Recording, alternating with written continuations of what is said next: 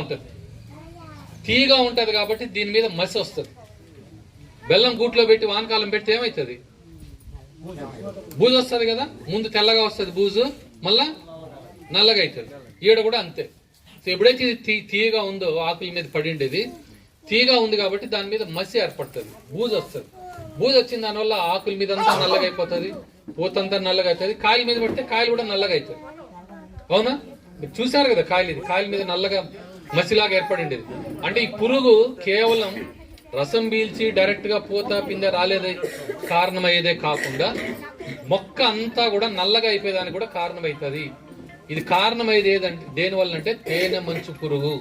ఎందుకు దీనికి తేనె మంచు పురుగు అన్నారంటే ఇది వదిలిండే పదార్థం తీయగా ఉంటది కాబట్టి తేనె అని చెప్పినారు. మీరు ఆ చెట్టు కింద నిలబట్టుకుంటే మంచులాగా పడుతుంది కాబట్టి మంచు పురుగు అన్నారు. తేనె మంచు పురుగు ఇది ఒక్కటే మేజర్ ప్రాబ్లం. ఇది ఎప్పుడు వస్తుంది చెట్టు మీదకి? బాగా లేత ఇగుళ్ళు ఉన్నప్పుడు, పోతున్నప్పుడు. అవునా?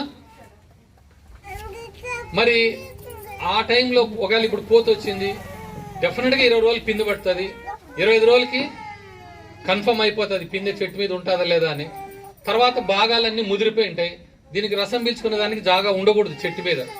ఆ రకంగా ఉంటే మళ్ళీ దీని పాపులేషన్ ఉండకూడదు. మీరు కొట్టిన 1-2 స్ప్రేలతో ఇది కంట్రోల్ కావాలా, కానీ కంట్రోల్ అవుతుందా?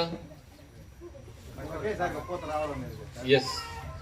ఎందుకు కంట్రోల్ కావడం లేదంటే ఒకసారిగా పూత రావడం లే.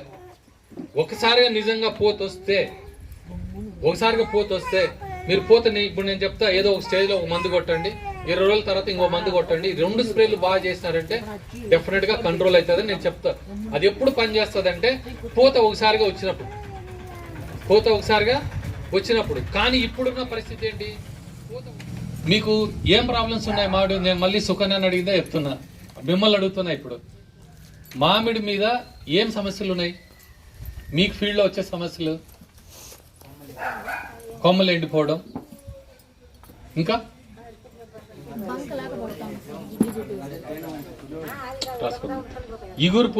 ఇగుర్లు వచ్చినాయి, కొత్త ఇగుళ్ళు వచ్చినాయి. కొత్త ఇగుళ్ళ మీద కూడా మళ్ళా బంక గారింది. ఆకులన్నీ అంచులెంబడించి ఎండిపోయినాయి, చివర్ల నుంచి నల్లగా ఎండుకుంటా వచ్చినాయి. సగమాకు ఎండిపోయింది, సగమాకు అట్లే ఉంది. అవునా? ముడత మాదిరి, బింగి మాదిరి. సో ఒక అంటే కొమ్మ ఉంటది, అర్ధమర్ధం ఆకులు చుట్టూ ఉంటాయి, అంతా ఒక రోజా పువ్వు లాగా ఉంటది. కొమ్మలు ఎండిపోతున్నాయి, ఓకేలే. రెండోది ఇది డైబ్యాక్. ఓకే, కొమ్మలు ఎండిపోయేది. Okay okay. సో కొమ్మ ఎండు తెగులు ఉంది, కరెక్ట్. రెండోది కొత్తగా వచ్చిన ఇగుళ్ళ మీద ఆకులు సగం వరకు ఎండిపోతున్నాయి, ముడుచుకుపోతున్నాయి. ఆకు కూడా మామూలుగా మామిడాకు అయితే అరిటాకు లాగా ఫ్లాట్ గా నైస్ గా ఉంటుంది, మామూలుగా ఏదైనా ఒక కాదర్లోనో లేదా లాల్ బహర్లో తప్ప, అంతే కదా. సో అలాంటిది వంకర్లు పోయి ముడతలాగా అయిపోతుంది. మామూలు మిరప మీద చూసినట్లు ముడతలాగా మామిడి మీద కూడా కనిపిస్తుంది.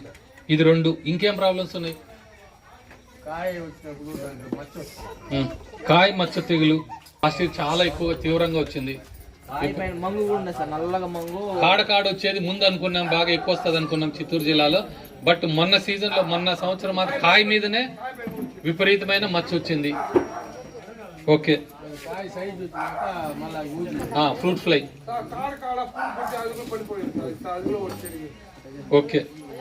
సో ఒకటి పండిగా ఊజీ అన్నారు మీరు. పండిగా పక్వానికి వచ్చే టైంలో గుడ్లు పెడుతుంది, దాని నుంచి నష్టం జరిగింది. రెండోది తొట్టిం దగ్గరే హోల్ వేసుకొని కాయలు రాలిపోయేటట్లు చేసేది. నిజంగా అయితే ఇవే సమస్యలు. సుకన్య ఎక్కడ? అమ్మాయి సుకన్య.